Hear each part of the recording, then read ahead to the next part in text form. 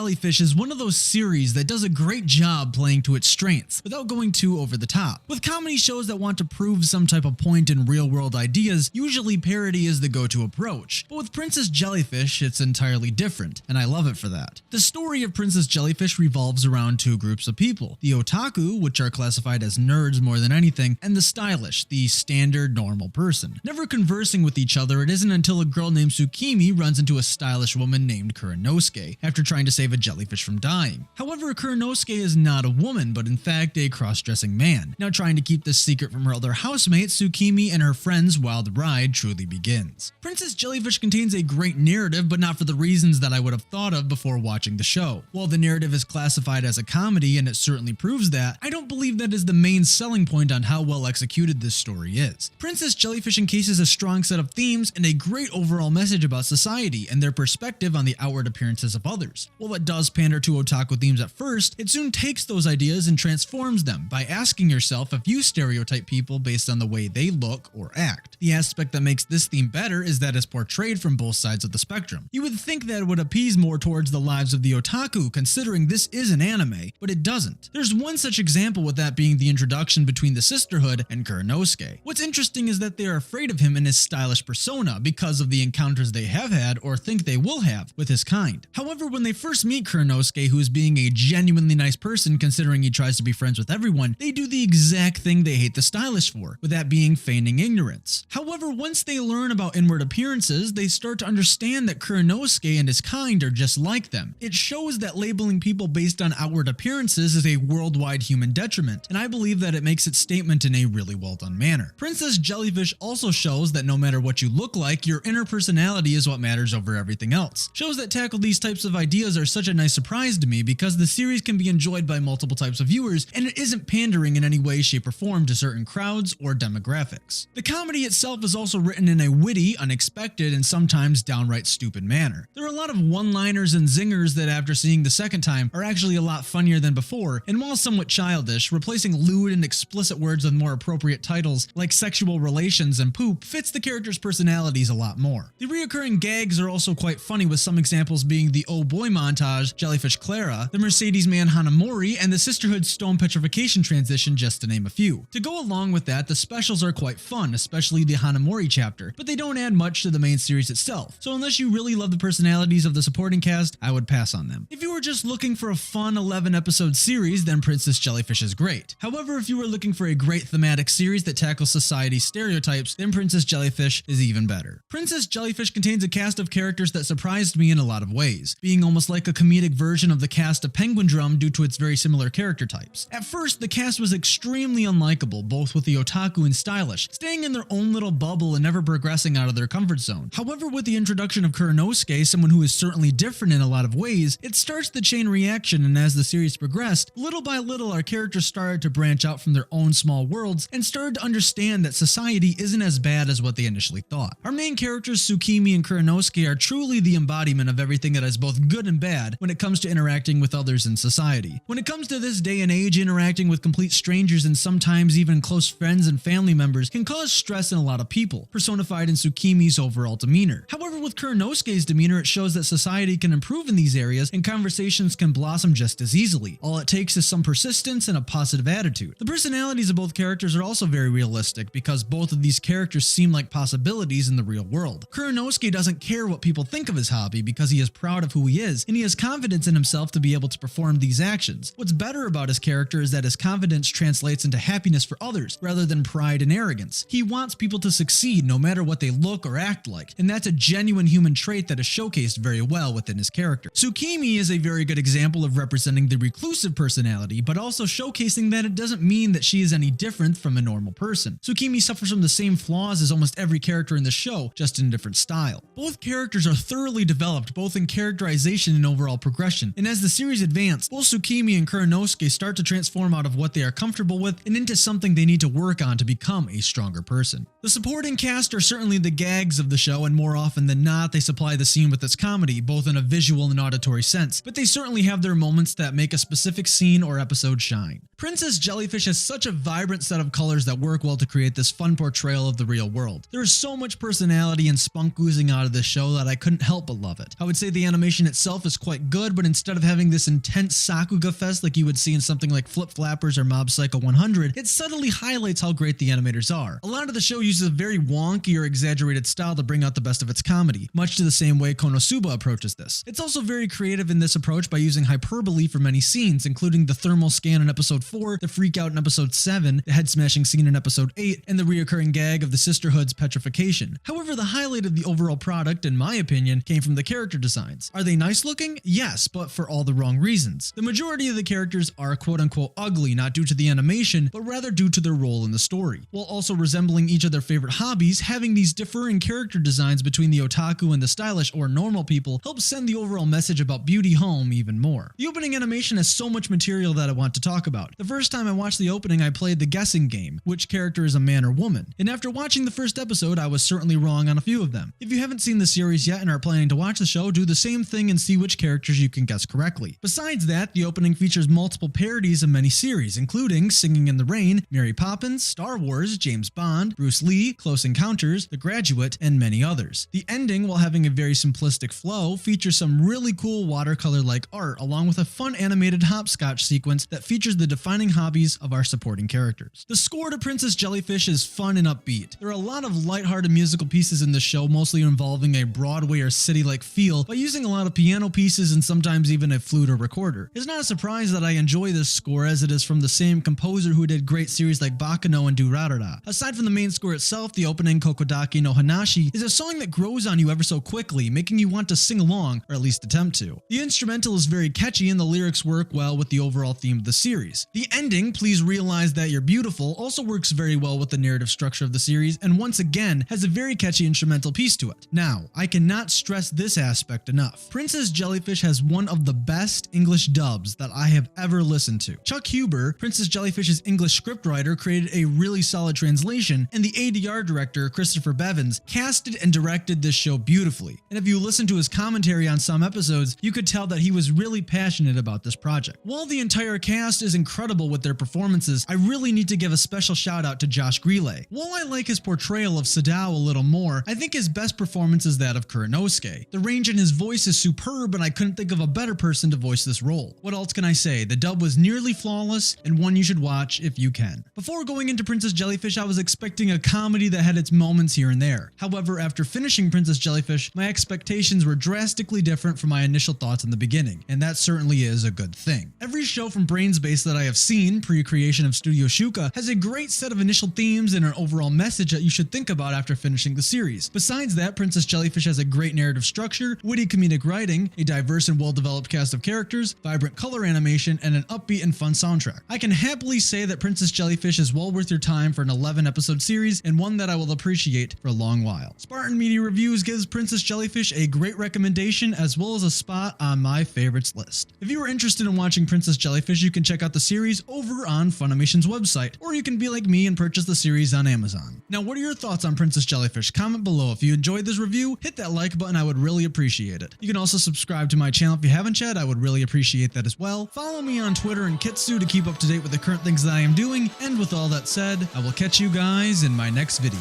Thank you for watching.